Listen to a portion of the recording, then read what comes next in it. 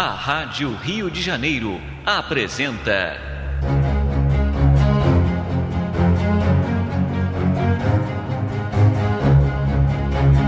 a atualidade da mensagem de Chico Xavier.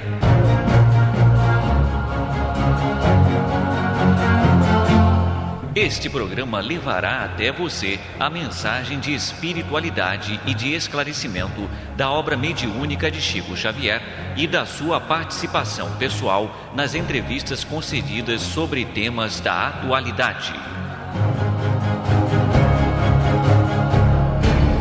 No nosso programa de hoje, vamos relembrar temas como a situação do espírito após o desencarne.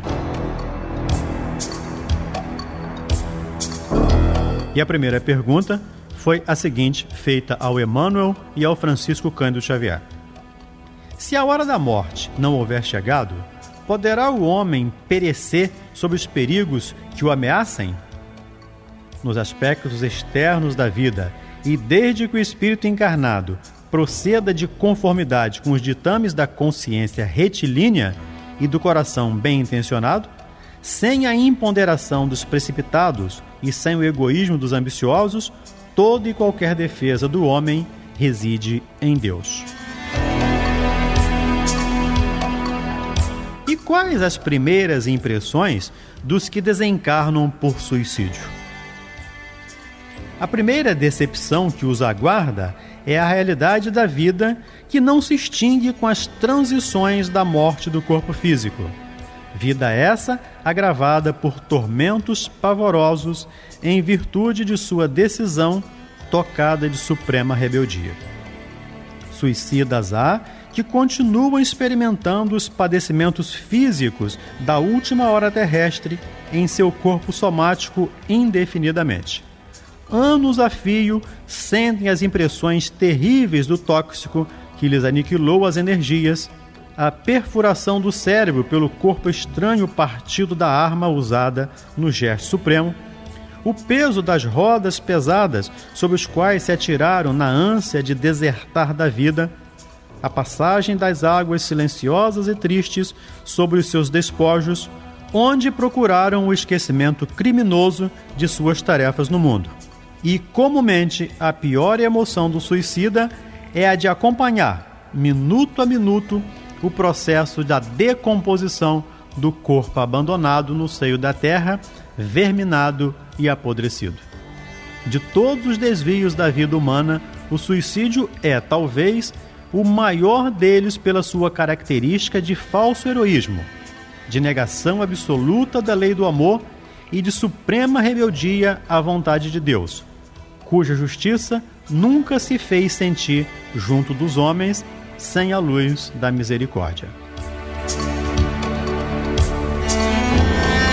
E o receio da morte revela a falta de evolução espiritual? Nesse sentido, responde Emmanuel, não podemos generalizar semelhante definição. No que se refere a esses receios, somos obrigados a reconhecer, muitas vezes, as razões aduzidas pelo amor, sempre sublimes na sua manifestação espiritual. Todavia, não é justo que o crente sincero se encha de pavores ante a ideia de sua passagem para o plano invisível aos olhos humanos, sendo oportuno o conselho de uma preparação permanente do homem para a vida nova que a morte lhe apresentará.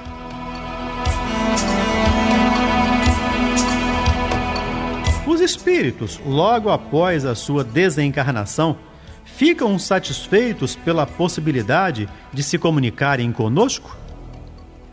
De modo geral, muito reduzido é o número das criaturas humanas que se preparam para as emoções da morte, no desenvolvimento dos seus trabalhos comuns na Terra, e frequentemente as meditações da enfermidade não bastam para uma situação de perfeita tranquilidade nos primeiros tempos do além-túmulo.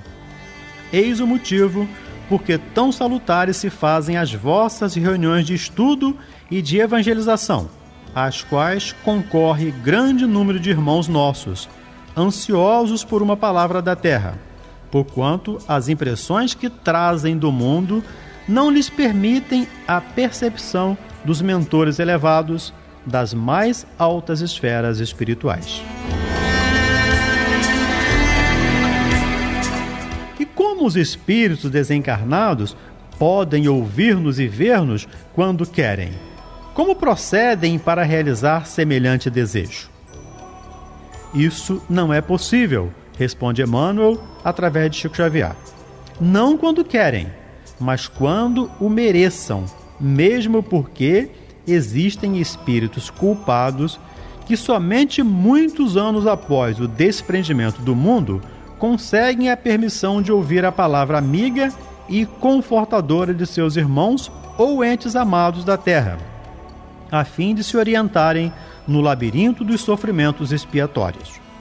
O comparecimento de uma entidade recém-desencarnada às reuniões do Evangelho já significa uma bênção de Deus para o seu coração desiludido, porquanto essa circunstância se faz acompanhar dos mais elevados benefícios para a sua vida interior. Quanto ao processo do seu contato convosco, precisamos considerar que os seres do além-túmulo, em sua generalidade, para se comunicarem nos ambientes do mundo, adaptam-se ao vosso modo de ser, condicionando suas faculdades à vossa situação fluídica na Terra, razão pela qual, nesses instantes, na forma comum, possuem a vossa capacidade sensorial, restringindo as suas vibrações de modo a se acomodarem de novo ao ambiente terrestre. E se uma criatura desencarna deixando inimigos na Terra, é possível que continue perseguindo seu desafeto dentro da situação de invisibilidade? Responde Emmanuel através de Chico Xavier. Isso é possível e quase geral no capítulo das relações terrestres, porque se o amor é o laço que reúne as almas nas alegrias da liberdade, o ódio é a algema dos forçados que os prende reciprocamente no cárcere da desventura. Se alguém partiu odiando, e se no mundo o desafeto faz questão de cultivar os germes da antipatia e das lembranças cruéis, é mais que natural que no plano invisível perseverem os elementos da aversão e da vindita implacáveis, em obediência às leis de reciprocidade, depreendendo-se daí a necessidade do perdão com inteiro esquecimento do mal, a fim de que a fraternidade pura se manifeste através da oração e da vigilância, convertendo o ódio em amor e piedade com os exemplos mais santos do Evangelho de Jesus.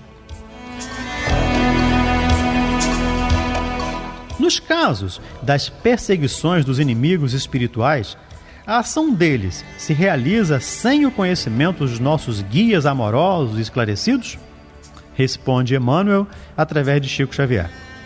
As chamadas atuações do plano invisível de qualquer natureza não se verificam à revelia de Jesus e de seus prepostos, mentores do homem na sua jornada de experiências para o conhecimento e para a luz. As perseguições de um inimigo invisível têm um limite e não afetam o seu objeto, senão na pauta de sua necessidade própria, porquanto, sob os olhos amoráveis dos vossos guias do plano superior, todos esses movimentos têm uma finalidade sagrada, como a de ensinar-vos a fortaleza moral, a tolerância, a paciência, a conformação nos mais sagrados imperativos da fraternidade e do bem.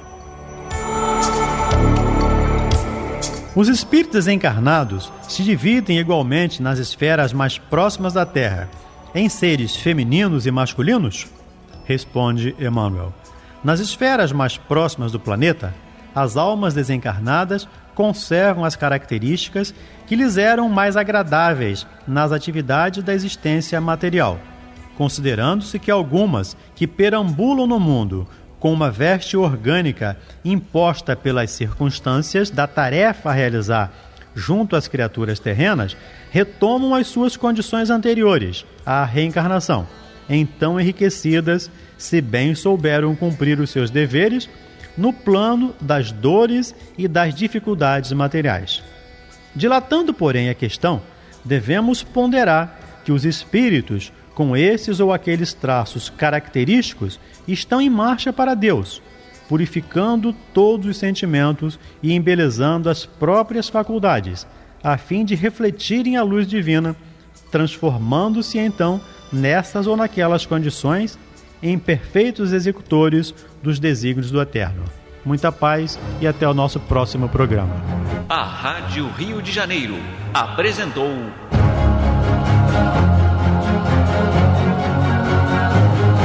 a atualidade da mensagem de Chico Xavier.